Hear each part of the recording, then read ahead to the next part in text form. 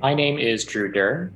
And my name is Julia Miller, and we are two of the co-artistic directors of Manual Cinema. We started in theater, but our work has sort of slowly segued into working in video and film. Puppeting to the opera has been really fun as a puppeteer too, because the gestures are so large. They're larger than life. So the puppets are also really fun to fill that kind of scale of storytelling. So we had a lot of fun on this project. We had a few different inspirations that went into our puppets for Oedipus Rex. We started the process by looking at Greek pottery and looking at like the silhouette figures that appeared on Greek vases and pots from around the time that Oedipus Rex was originally written and performed.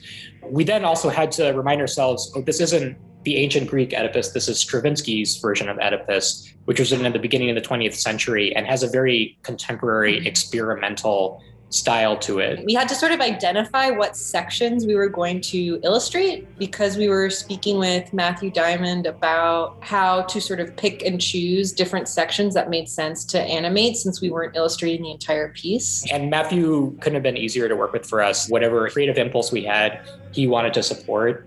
He's just a great artist to work with. It is riveting.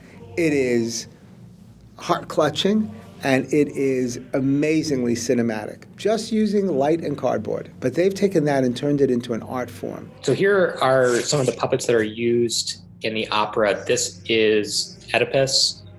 These are very simple, cut out of paper with very simple fabric gestures on each one. We had a lot of fun creating the costuming. We wanted to add some sort of texture on top of the paper. So we used fabric for the main characters to create costumes for them. And then we also used some paper texture for the Thebans who were suffering from the plague. Producing animation for an opera on this scale requires the creation of dozens, if not hundreds, of individual paper shadow puppets and sets. Lots of puppets, yeah. And I think what it reminds me is that if you can deliver on the emotion and you can deliver on the images, that you can genuinely affect an audience with the smallest elements possible. That's what's fantastic.